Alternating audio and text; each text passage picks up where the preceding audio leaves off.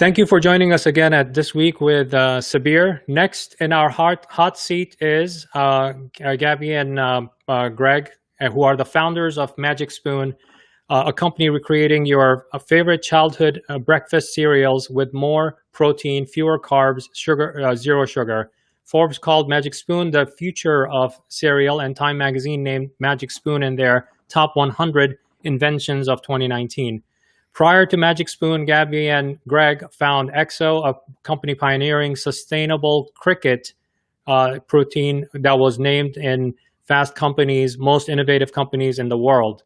Gabi and Greg both hold degrees from Brown University and have been included in Forbes 30 Under 30 list.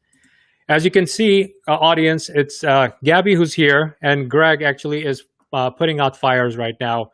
So he couldn't join us, but Gabi, thank you for joining us and being a guest on This Week with Sabir.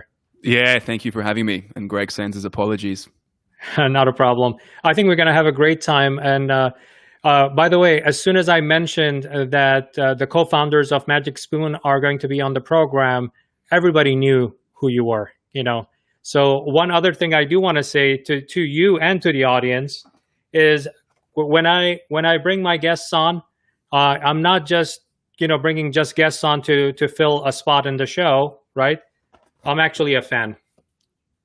So this is the blueberry flavor Magic Spoon. My kids love it. We have all the flavors. We always get the 4 boxes, the bundle that comes in that you can see in the show graphics here. It's delicious. The thing is, I know the product is a keto product, and we will dive into what the product is. I'm not a keto guy at all, so it's just the product is nutritious and it's very delicious too. So that's the reason we actually consume it, and my entire family loves it. That's so great to hear. I appreciate that. Cool. So what I want to do is I don't want to start with Magic Spoon, even though it talks about the Magic Spoon journey is the name of the show for today's episode. What I want to do is I want to go back, from your bio that I read to the audience. You guys started at Brown University, and you guys were friends at that time through the university. You both came out of the same university, right? Yes, we met early on during our first year and became very close friends. And then we started our first business together, Exo, towards the end of our senior year back in 2013. Oh, so so Exo was born out of the dormitory, basically. It was, yeah. We literally made the first Exo protein bar in our house on campus, and then it grew into a real business from there. Dare I ask, where did you get the ingredient from? The main ingredient? Yes, so spoiler alert, the main ingredient in our last company's product was cricket protein. So the idea there is that insect protein in general and cricket protein specifically is vastly more sustainable and nutritious compared to conventional proteins. So to raise crickets per pound of protein requires less water, less feed, less space than conventional proteins. And so the idea was, if we could figure out a way to introduce that food source to the American diet, it could have massive impacts on the food systems here. So we teamed up with a Michelin-starred chef, and we created a recipe to take crickets, make a protein powder from crickets, which you'd never know was from crickets. It had a neutral taste and smell. And then we created a line of protein bars that all used this hero ingredient that was cricket protein. So the first batches involved sourcing cricket protein, which, as you can imagine, there was no supply chain for at the time. There were a few cricket farms in the US that raised crickets for fishing bait and reptile feed. And so we literally called all of them up and we said, hey, we're thinking about purchasing crickets for human consumption. Is this safe? Can we use your crickets? And 9 out of 10 farmers just laughed at us. And 1 out of 10 said, yeah, of course. I actually eat the crickets all the time. I, grind them up and roast them and grind them and use them in recipes and for baking. And so he got it. He was already doing it. And so we ordered our first batch of crickets from that particular farmer and ordered them to our house on campus, processed them into a protein powder, and made the first cricket protein bar about 7 years ago now. I mean, cricket is a very foreign concept in the United States, but if you travel to Thailand, Vietnam, and other places like that, You could buy it just like you would buy hot dogs here. You can buy it at a stall, and they can fill it up for you. It's fried, and you could just chew on. You can eat it just like you would eat French fries. Yeah, well, that's the thing about food in general. It's almost entirely cultural, right? So there are foods that seem foreign to us, like insects, which are commonplace both in Central America and Southeast Asia, like you mentioned. And then there's foods that we routinely consume, like fermented cow's milk and things like that, that seem very weird to people in other countries. And it's just purely a matter of what the culture happens to be in that specific place. You know, even for us here in the US, we think it's normal to eat food from like maybe 4 animals, right? Like cows, chickens, Turducken. pigs. Yeah. Like, and other animals to us seem really weird, right? But that's just purely a matter of how we grew up and what we've been surrounded with. So food in general is, you know, very affected by culture, obviously. And crickets was a tough sell to Americans, but very normal in other countries. And what was the expansion plan there? Was it to stick with crickets and come up with different products related to crickets so that it's a different form you would be consuming? Or did you think also about other things? Like if I go back to Thailand and Vietnam, for example, it's not just the crickets. You can eat worms, and there are other types of very nutritious insects. Insects are it's a huge category there that of food supply. Yeah, that's a great point. For us, it was about taking a form of insect protein, and we were agnostic to what kind of insect it was because they're all pretty sustainable and nutritious, and building out a scalable supply chain where we could introduce an insect protein as an alternative protein alongside soy protein and beef protein and everything else. And so for us, it was about getting scale with one specific source of insect protein. Crickets are relatively easy to farm compared to other insects. And in Thailand specifically, there's thousands of cricket farms, a long history of doing that we could learn from. And then we also thought there's, of course, a psychological hurdle for consuming any kind of insect. But if you're comparing crickets to beetles, let's say, for example, crickets are an easier sell than most other insects. You know, they're sort of cartoon characters like Jiminy Cricket. It's not a very sort of offensive insect as far as insects go. And so both from an ease of farming and then lower psychological hurdle, to us, it made more sense to center the business around cricket protein, try and get scale there. And then eventually the plan was at least to branch out to different products beyond protein bars, sell it as an ingredient to other companies. But we ended up actually selling the business before we got to that point. So where did it get to? Like, what were, because anytime I do any kind of project or have a company that I start and either sell or close it down, the takeaway is always the lessons, right? Because the thing is, whatever happened at EXO is a lesson learned that you bring into Magic Spoon, if that was the next step for you. So what were some of the takeaways as soon as you made that sell happen and then you were moving on? I think the biggest takeaway was be really, really sure that there's demand for the product you're selling. And we started EXO as seniors in college, and we thought it was a cool idea. And it was a cool idea. But we didn't start that with a formal sort of market analysis or assessment of the opportunity.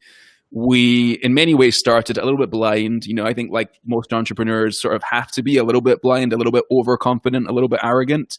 Otherwise, you'll probably never start a business. We were probably like a little too far in that direction. And, we didn't test the waters enough probably. And we didn't realize how hard it was to not only build demand for something that doesn't exist, but build supply as well. So not only did people think it was a little bit weird to eat crickets, there was also no supply chain. And so we had to build a supply chain around a live farmed ingredient from scratch, which is pretty hard. You know, building any supply chain is hard. And now you factor in that this thing you're building a supply chain around is actually alive and has requirements for feed and water that need to be optimized. And you need to figure out, do you harvest at day 35 versus day 40 to maximize the protein to fiber ratio? A very complicated business just on the supply chain. Then you factor in the idea of all this consumer education to get people to think that eating crickets is cool, not weird. And it was just a tricky business. And so when we decided to start our next business, we wanted to keep it really, really simple. And so we wanted to find a category that was a huge existing category rather than a sort of non-existent category we're going to build up from nothing to something. And we also wanted a product that was relatively easy to make, at least easier than farming crickets and processing them and making products from them. And then a few other criteria as well. But the biggest thing was keep it really, really simple and don't try to build supply and demand from scratch at the same time. So as you're making that sale happen with Exo, between you and Greg, what were your mindset? Because this was your first baby, right? This was your first baby you guys gave birth to, created the company. Talk to me about the kind of the emotional side of letting go. It's a really good question. And I think as our first company, our identities were in many ways tied to it, right? And it was also a company that punched above its weight in terms of the press and the hype that we'd got. And so it wasn't a huge company, but we had been covered by basically every media outlet and Forbes and everything else. And because it was our first job, our first company, you know, people called us the cricket guys. And it was very much part of our identity, at least, I mean, definitely our professional identity, but we're sort of young, we work hard, very ambitious. And so professional identity obviously bleeds very much into personal identity. And so giving that up without knowing what was on the other side and who we were going to be after we're no longer the cricket guys is definitely scary. I think we had to balance that against a recognition that our initial goal of creating an entire like market and category of insect protein that could compete against soy protein, we realized that was going to take 30 years or longer. And we didn't want to keep hawking cricket bars for 30 years or longer. And so eventually we decided that it made sense to team up with one of our suppliers who we sold the business to and sort of go into the deep end from there. Was there a possibility that, because the thing is sometimes it's the right product, but the wrong market, right? Was there a possibility of marketing that product, taking the same exact product, ingredient, everything, and market it where it is more acceptable, where there's a huge market, or the economics wasn't there? For example, would people in Thailand buy a cricket bar instead of going to the stall and buying the cricket live from the stall? We thought about it. I don't think it would work for two reasons. Number one, our product was really positioned around the protein content, the nutrition. It was paleo, it was gluten-free, all these trends. In Southeast Asia, for the most part, trends of sort of like supplements and nutrition are much, much earlier sort of in that life cycle of the trend developing than here in the US. And so if you walk into sort of a GNC type store in Southeast Asia, there's not as many brands, not as many products, just the market isn't quite as big there. Mm-hmm. And so that was sort of one reason why it probably wouldn't work. The second reason, which was pretty counterintuitive, and we didn't realize this at first, is that for the most part, at least this was true in Bangkok, where I actually lived for 6 months, crickets are consumed in a lot of the smaller towns, but not so much in the larger cities, at least in Thailand. And when I would speak to people in Bangkok, for example, they sort of viewed eating crickets as something they did sort of in the smaller towns. But now living in Bangkok, they almost wanted to replicate diets in the US. And so it was actually easier to sell cricket bars to people in New York who sort of didn't really have any cultural association with it than people in Thailand who had, in some cases, actually a negative cultural association with it, something they maybe did for a period of time but don't do as much anymore. So it's this like really interesting phenomenon where it sort of made more sense in the US. And the idea was if you can normalize it in the US, then in a lot of these other countries where they're sort of consuming these traditional foods less and less, if it's happening in the US, then they can just be normalized worldwide as well. And also, it's funny you mentioned the kind of the ethnic understanding or class understanding or cultural understanding of food and how it represents class also, right? And I'll give you a completely left field example, right? In some countries, in the United States, you know how smoking is bad and cigarettes are bad. In other cultures, when you can smoke, it's considered that you're a richer person, that you could actually buy a smoke and you could smoke it and you could smoke the higher brand qualities and because you have so much money to do that. And if you can't do that, that means you're a poor person. Yeah, I mean, There is we sort of the idea of what different foods connote and the sort of cultural status that they imply. We got very deep into this at Exo because it's very interesting to sort of consider that as you're trying to educate consumers. So lobsters, for example, which obviously in the US, lobster is a the sort of high-end thing. symbol of decadent fine dining. Yeah. It wasn't always the case. And actually, it is still illegal right now in Maine to feed lobster to prisoners more than twice a week, because lobster used to be viewed as like vermin, and prisoners got fed lobster every day, so much to the point that they rebelled against being fed lobster every day. And a law was put into place saying you cannot feed prisoners lobster every day, because at the time people would just like throw out lobsters, put them in the trash. It was, I mean, if you look at a lobster and think about it, it is an insect of the sea, and it's a relatively recent idea that sort of covering a lobster in melted butter and, you know, sort of serving it in a fine dining French restaurant. That's a relatively recent idea. And it just shows like how quickly tastes and culture can change, especially around food. So changing the gears now to, we sold the company, right? When I say we, I'm including myself with you and, with Greg. Yep. So we sell the company. Is there a quiet period before you go in and you start thinking about the idea behind Magic Spoon? A little bit. We took a few months to think through some different ideas. We knew we wanted to stay in the food and beverage industry. We knew we wanted to launch a company that was primarily direct to consumer, and we knew we wanted to enter a very large category that hadn't seen innovation in a long time.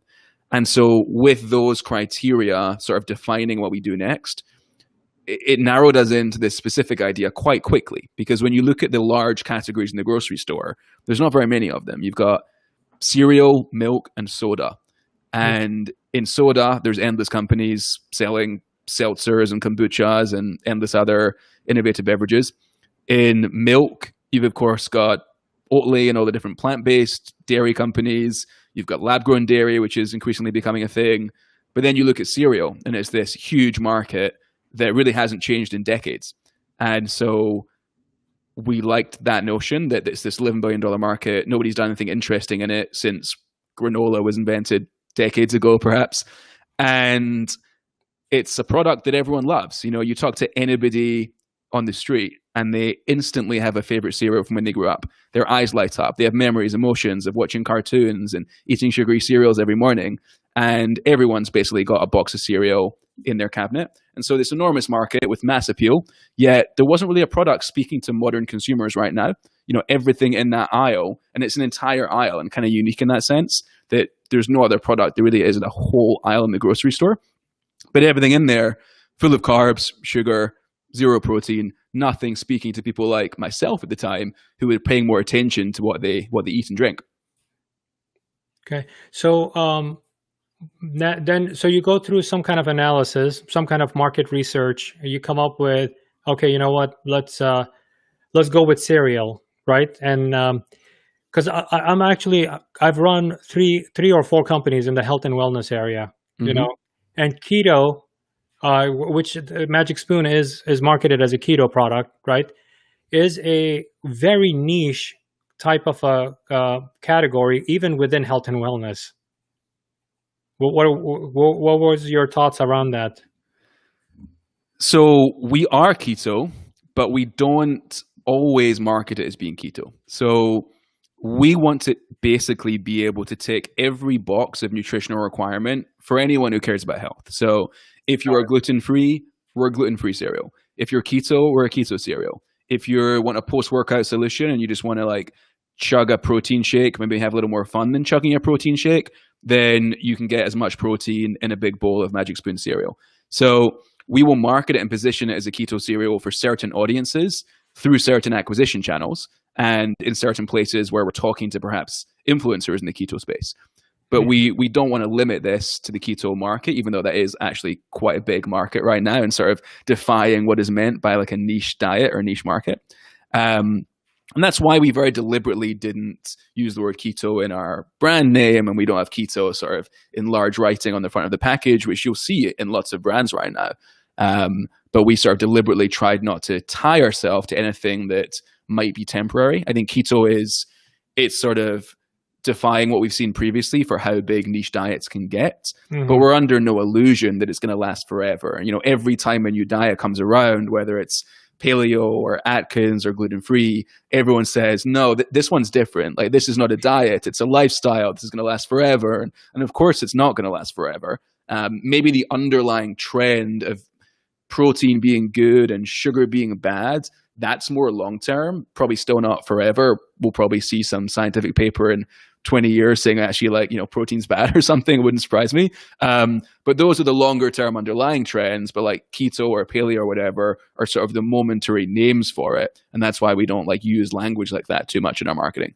I mean, sometimes there's also like a negative connotation to a certain word like keto, because if in a category, the other brands that are selling a keto product or keto friendly product, and as soon as you open it up and you put it in your mouth, and all of a sudden, the taste is horrible. It doesn't feel good. I mean, there are a lot of diets like that where you take a niche product and you start consuming it, you kind of start getting turned off the category, and you think that, oh, if it's a keto product, it's going to taste horrible. So if you put the word keto on it, people might think that, oh, this is going to be less tasty, less this, less that, or more horrible smell like here, things of that nature, even though none of those things are true about Magic Spoon.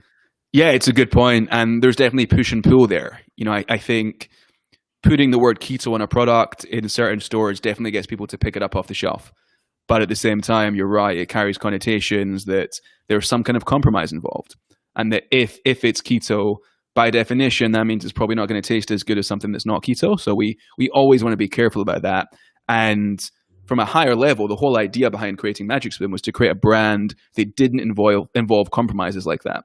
So when we looked at the cereal aisle, we saw basically all of these fun, colorful, sugary junk cereals, and then all these boring, white packaging, healthy, like muted brand cereals.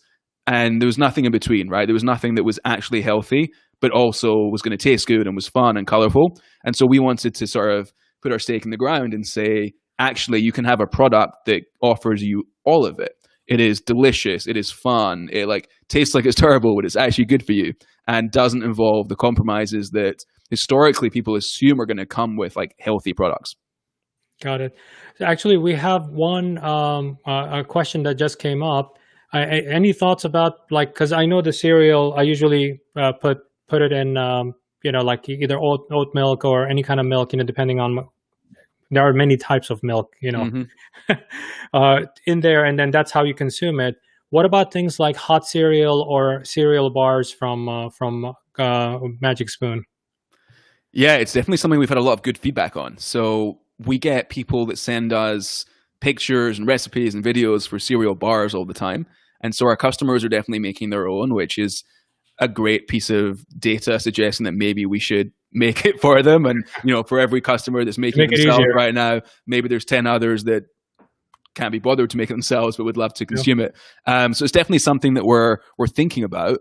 I think the hardest challenge for any early stage company is trying not to be distracted, right? And so for us, There's all these amazing ideas out there that we would love to do. And I would love to say yes to 20 new flavors and cereal bars, all these other products. But the more of that we do, the less good we're going to be at our number one goal, which is just to create really tasty, really healthy cereal. And so that's always the balance we're trying to strike. I mean, that's actually an amazing advice. I mean, for entrepreneurs that when they think about their product, they want to start expanding it into more products, It's funny because we're in the food category, one of the chefs I really admire and I watch his show is Gordon Ramsay with Kitchen Nightmares is the show, right? Yeah. Whenever he walks into any of those restaurants, the first thing he does when you give him a Bible of menu, right? It tends to be a Bible, humongous. He looks around, the kitchen doesn't have the capacity or the capability of producing all of those things. He literally cuts them down to here are the 3 appetizers, of 3 or 4 main course meals, and then here's a couple of desserts, and here are a couple of drinks. That's it on one piece of paper, and it looks beautiful. There's a lot of lesson to be learned from there. Being an entrepreneur, that it's very easy to create products. It's just like, it's very easy to produce children, but each child needs to be educated. You need to train them. You need to spend time with them and stuff like that. Think of your products in that vein. Like, you're not going to be, if you have 15 kids, you're not going to be able to spend enough time with any one of them, like literally, So it's something that that's a great advice on that end of it. So what is Magic Spoon? Yeah, we basically reimagine all your favorite childhood breakfast cereals with more protein, fewer carbs, and zero sugar. So we have a handful of flavors. We have cocoa, blueberry, fruity, frosted, peanut butter, and they all look and taste like they are sugary junk cereals, but they're actually incredibly good for you. And like I said, they tick every nutritional box you might want to tick. So gluten-free, grain-free, keto, high protein, low carb, zero sugar, non-GMO. I could keep going, but I won't. You get the point. And yeah. I actually have it in a bowl and I eat it throughout the day, like dry. I just put it in my mouth, just chew on it.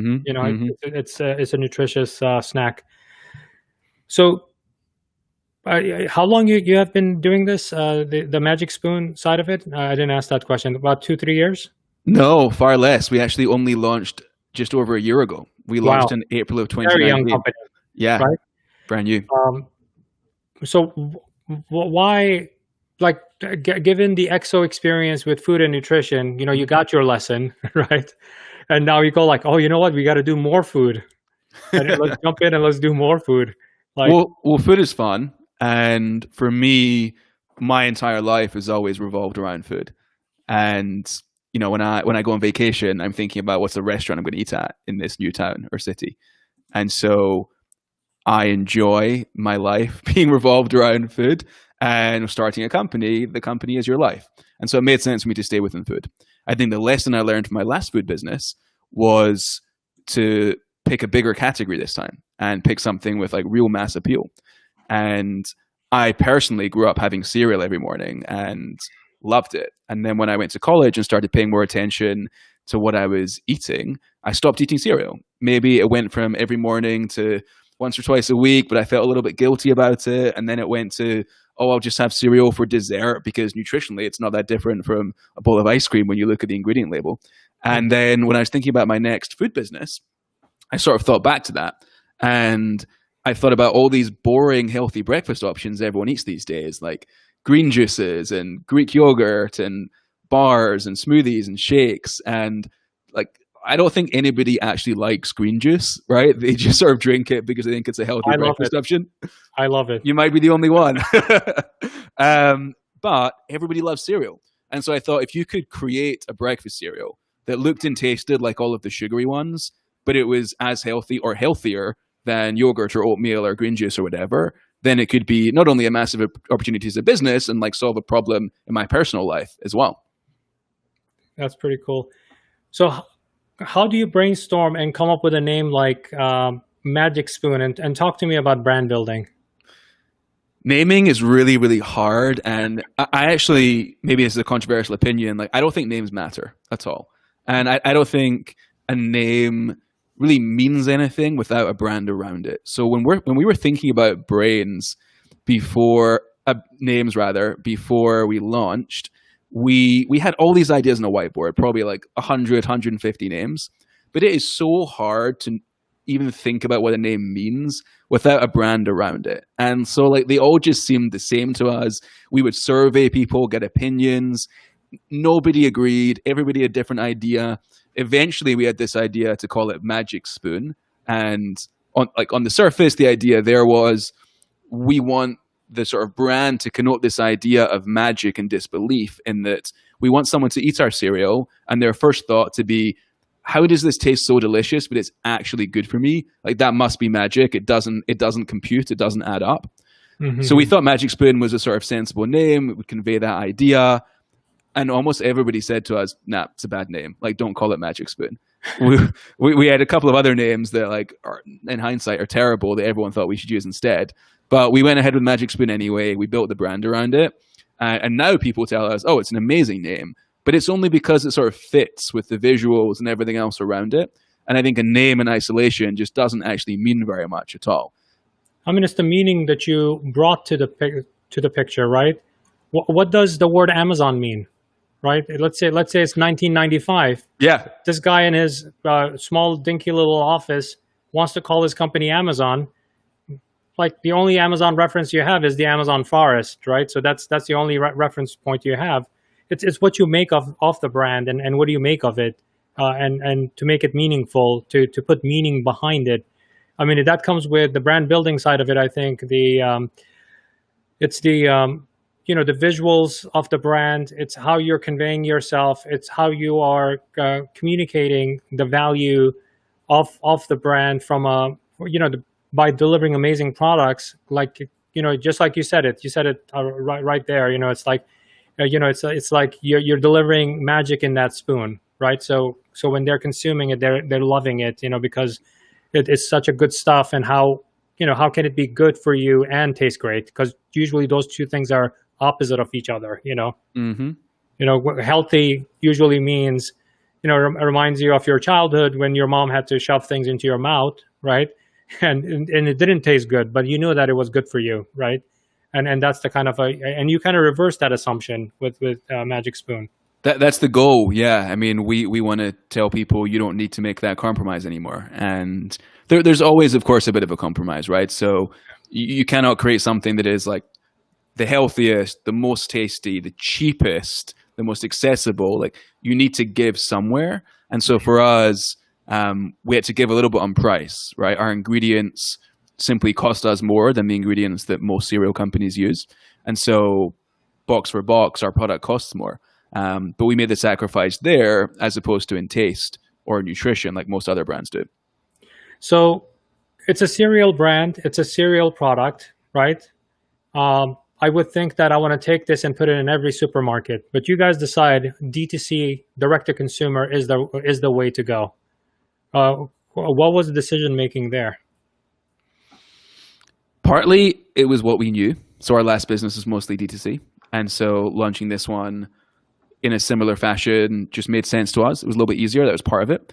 But then more specifically, cereal lends itself really quite well to selling online and direct to consumer. It's light, it's packaged very tightly, there's not a lot of excess packaging, it's easy to ship, and it's consumed habitually. So no other, people don't eat the same thing for lunch, people don't eat the same thing for dinner, but people eat the same thing for breakfast every day, by and large. And so it lends itself very well for an online subscription model, more so than most other foods or beverages that people want to have more variation in. When someone finds a breakfast or a cereal they like, they tend to be quite sticky, and they'll eat that for a while. So it made sense as a D2C business. Honestly, before we launched, I wasn't sure how big we could get purely selling online. And so I thought maybe 6 months into the business, something like that, we'd have to go to retail if we wanted to keep growing the business.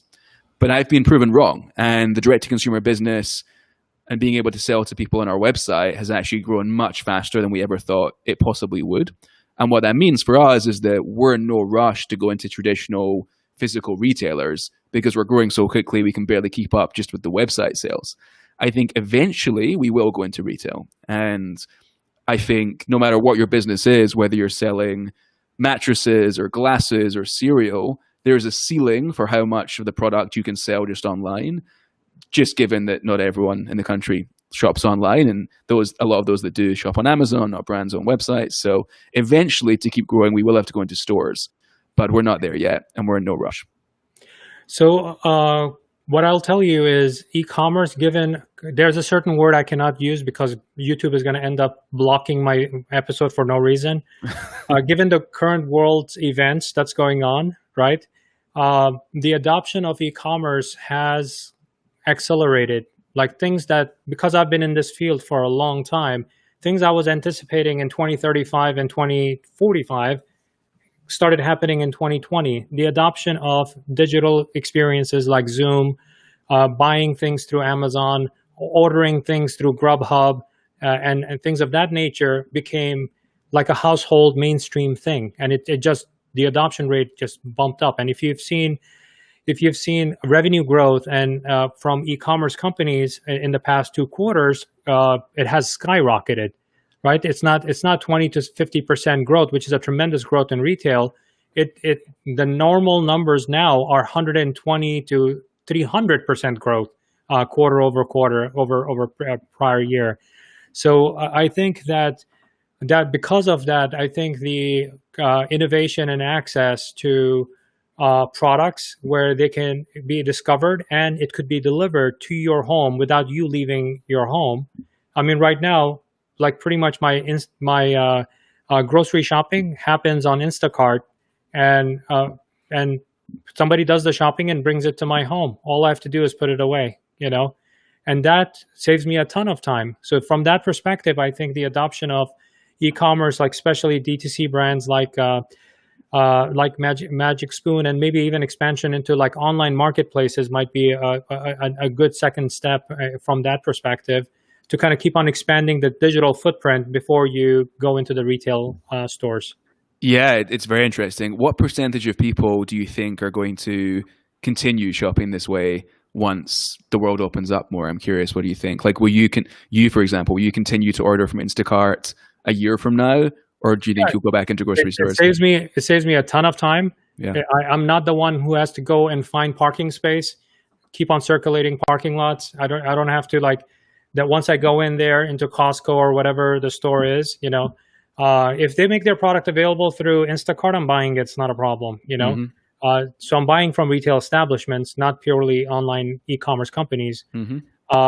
So I think that adoption, I think it has increased, and the ease of it being that you could do this on your phone. You don't even need a computer. That's your computer, right? I think it's so much, I think that's going to just continue.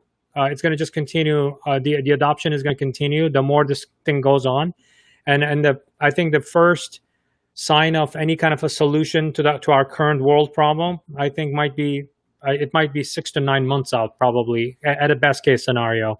Mm-hmm. So in 6 months of this, the adoption rate, and when I say adoption rate, I don't mean just United States. I mean worldwide. The adoption rate has been increased, tremendously, and the timeline has sped up compared to what I would have, said in a pre, world event times. Mm-hmm. So mm-hmm. I think it's going to. I think it's going to be more, not less. It's just that when the fear that was there has gone. I covered a topic related to this, like in case of schools, for example. Somebody had asked me on one of the other, I was a guest on another podcast.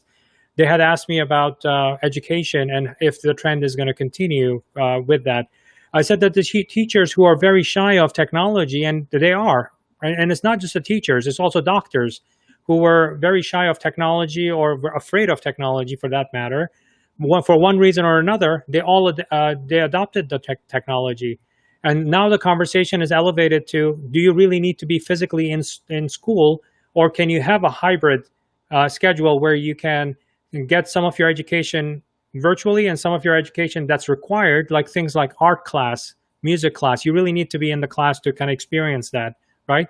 But and also like drama class and other things that require, like a biology lab, for example, you need to be there in order to do that for now, like that adoption has come up quite a bit, from my expected timeline. Mm-hmm. Yeah. Yeah. So let's say you finish the product, you create the product, right? Magic Spoon, you created it, you and Greg, you're formulating, coming up with a product, right? Because you've had food production experience, I'm assuming that you knew, I don't know if you used the same manufacturing plants that you had used for your cricket business to when you were cricket guys to becoming the magic guys, I'm assuming you did. Did you, or? Not the same manufacturers, actually. And I like that you called us the magic guys. Usually we get the cereal guys. So I'm going to try and push for the magic guys. Yeah, if you keep on repeating it, it becomes yours.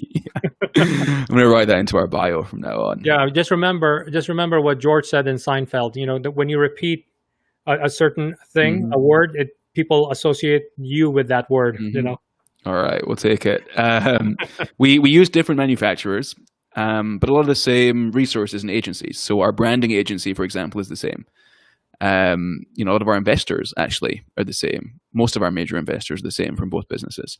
So we were definitely able to launch this one a lot faster and a lot more efficiently than our prior business. And the formulation was also quicker just because we were better at it. And so we could iterate faster. We knew what to look for. We understood the overall timeline and the steps required. So I would say the last business really served as an education and allowed us to grow Magic Spoon to the point it's at today much, much faster than if this had been our first business.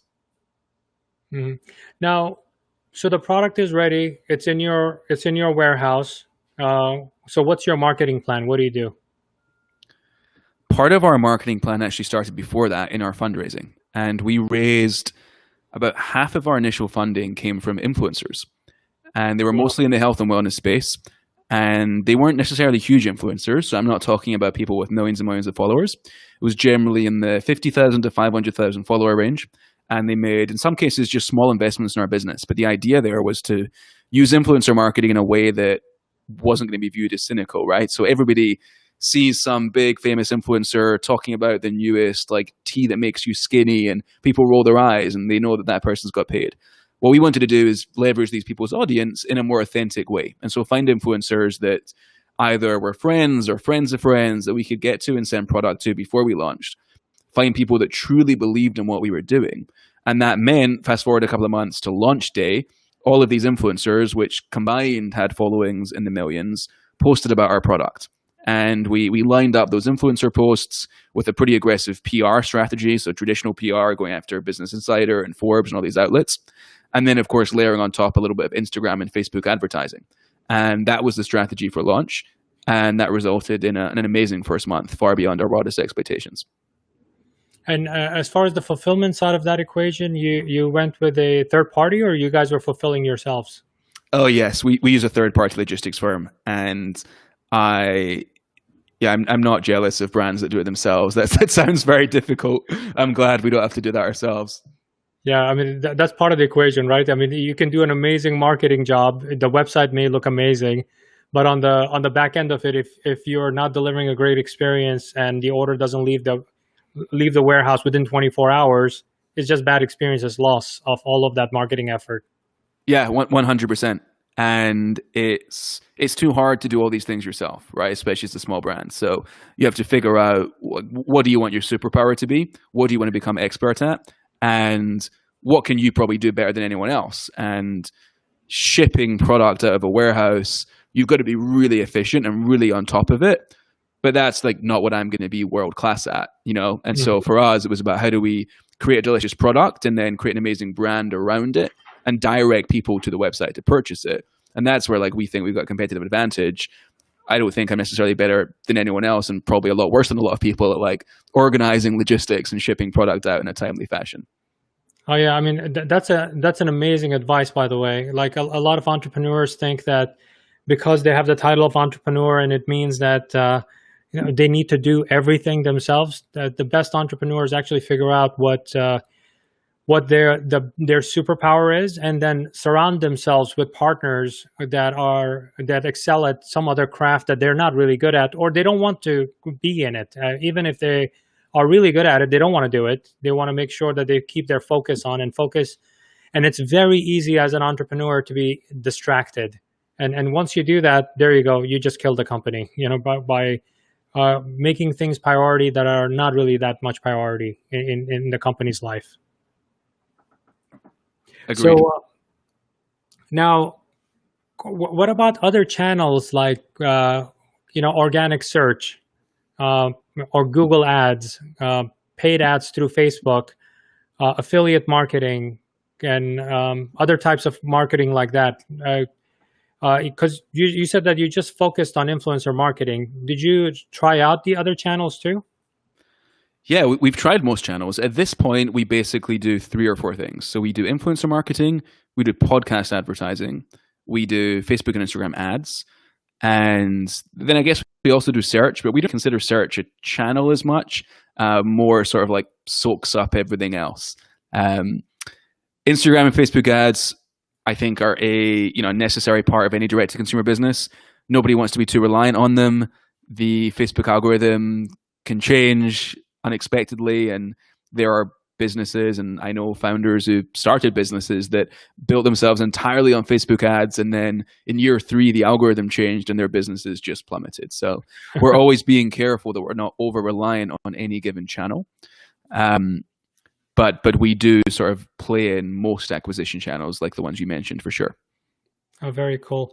And now, as far as the you mentioned that in the initial launch phase, you went with, I would call them micro-influencers to a little bit bigger than micro-influencers, right?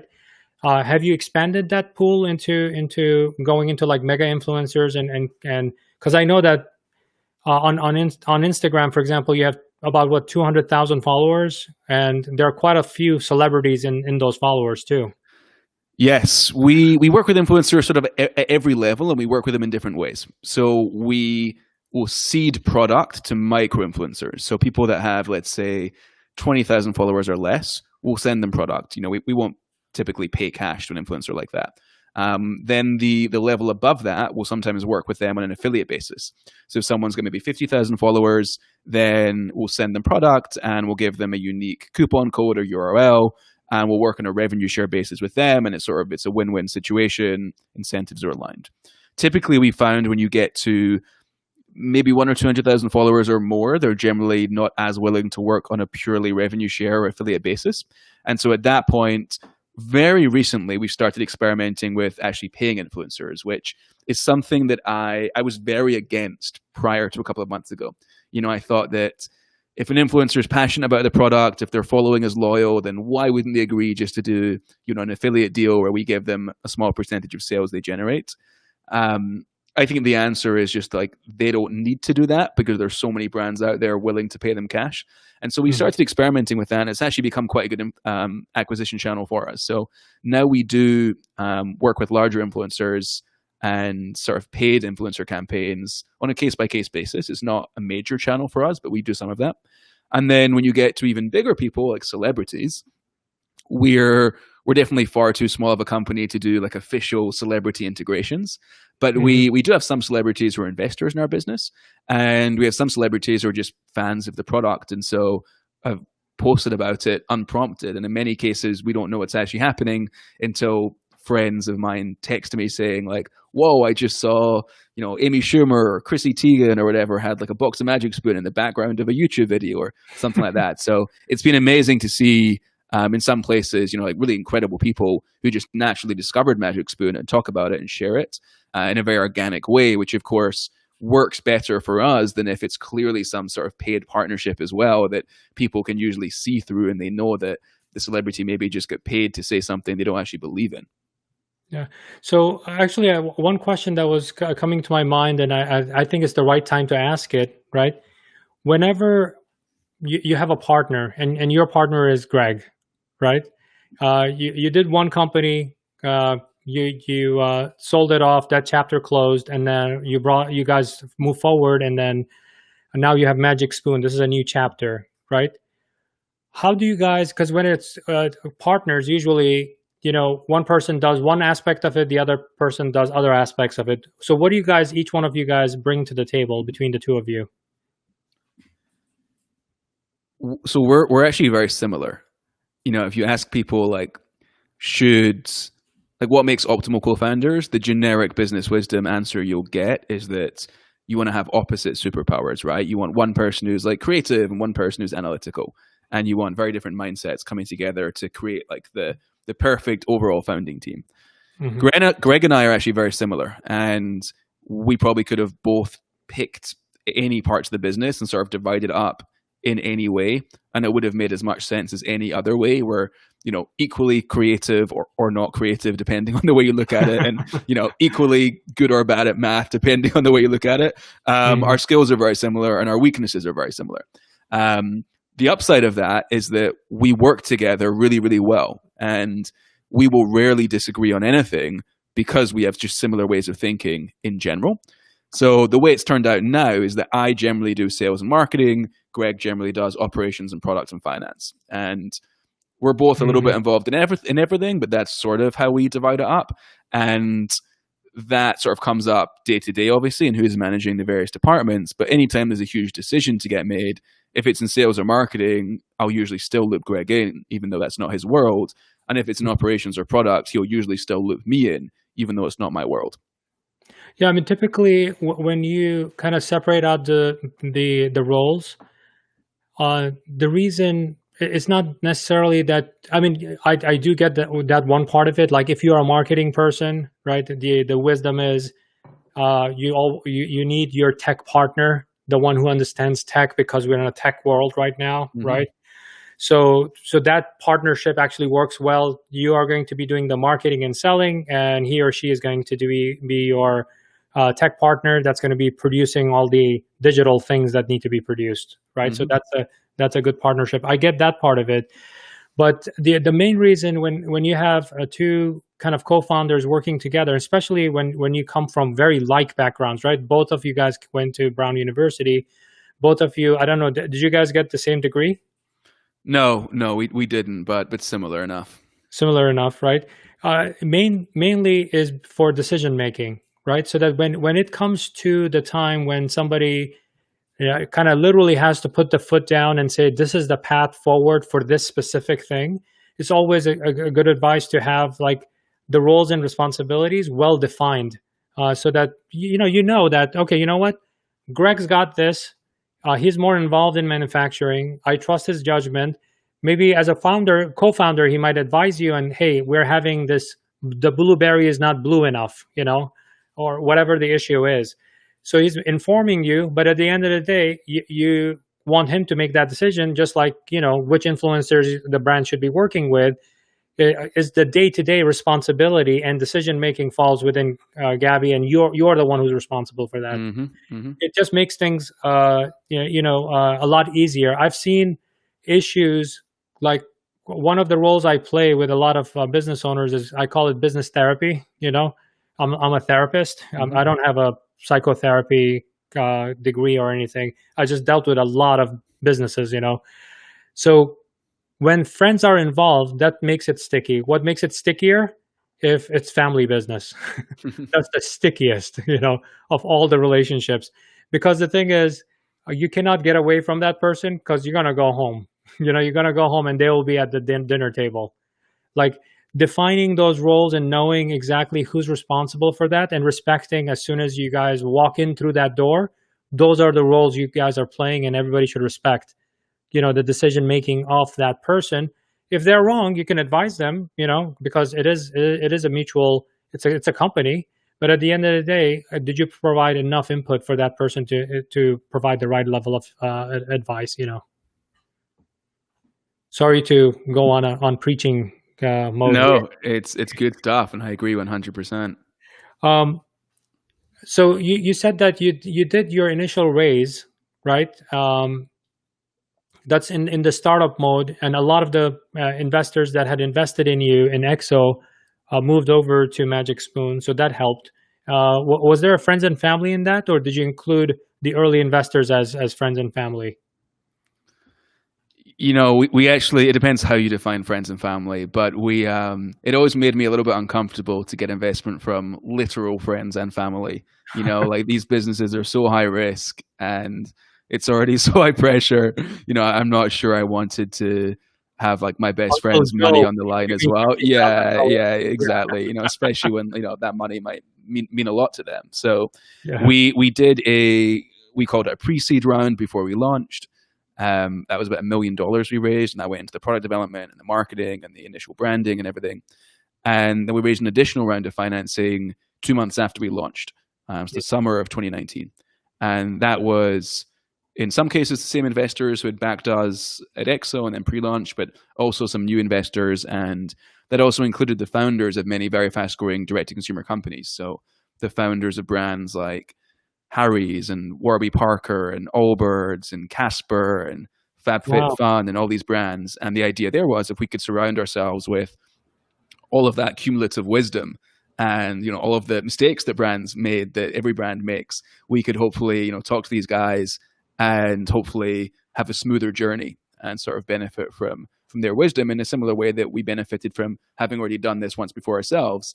We want to always surround ourselves by as many people as possible who are like as close to the ground as possible. I think a lot of brands, they find advisors who maybe have had enormous success, but these advisors are 20, 30, 40 years ahead of them. And I've actually found that that isn't quite as helpful as finding advisors who are maybe 3, 4, 5 years ahead of you, and they're like, much more fresh, much more close to the ground, and have more recently made very similar decisions to the ones that you're going to approach. It's funny you say that. I've had in my career vendors that come in, and they, every vendor flashes one slide that has all sorts of logos. I usually look for the logos that are more like the brand I'm running right now. Yeah. Right. Yeah. And there are a lot of brands, a lot of vendors, they don't get that point, and they put up things like, oh, we provide services to Amazon, American Airlines, Pepsi, Coke, and Mountain Dew. You don't care. Yeah, you don't care. I know. Yeah, maybe you're way too big for me. Like, you wouldn't understand my plight that I don't go home at 6 p.m. I go home at 10:30 p.m. maybe, and I'm working on the weekends. Maybe you don't understand my plight and my needs. It's different. It's great that you're good for you. You have Coca-Cola, but that doesn't help me at all.